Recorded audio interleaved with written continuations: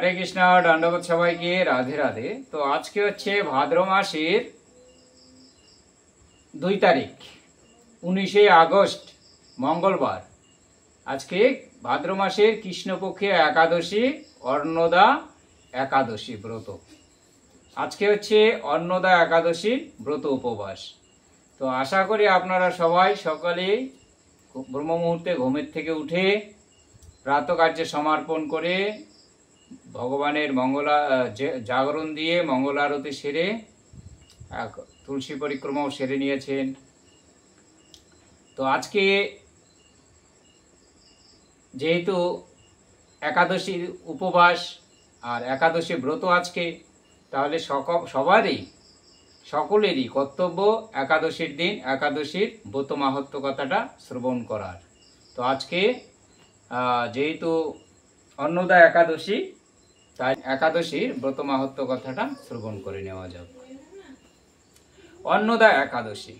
राजा युधिष्ठिर बलिलेन, हे कृष्ण, भाद्र मासे कृष्णपक्षे एकादशीर नाम की? इहा शुनिबार जन्य आमार बड़ई कौतूहल जन्मितेछे।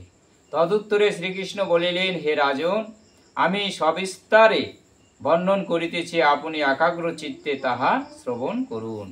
भाद्रेर कृष्णपक्षीय एकादशी अन्नदा नामे प्रसिद्धा। এই তিথি সর্বপাপ বিনাশিনী বলিয়া কথিতা।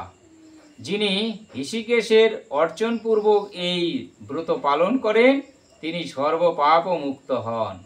এমনকি এই ব্রতের নাম শ্রবণ মাত্রেই পাপরাশি বিদরিত হইয়া যায়।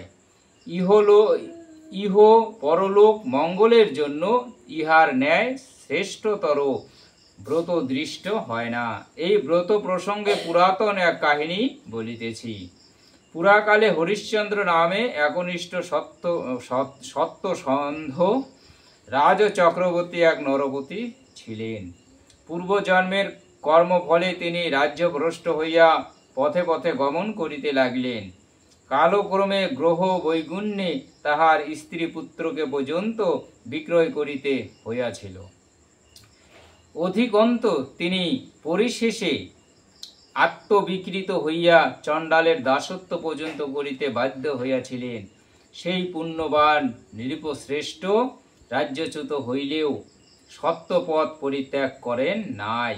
সত্যের চিরজয় অসত্যের পরাজয়, তিনি এই নীতিভ্রষ্ট কখনো হন নাই। দুঃখ সাগরে নিমজ্জিত হইয়া কি করি কোথায় যাই কি রূপে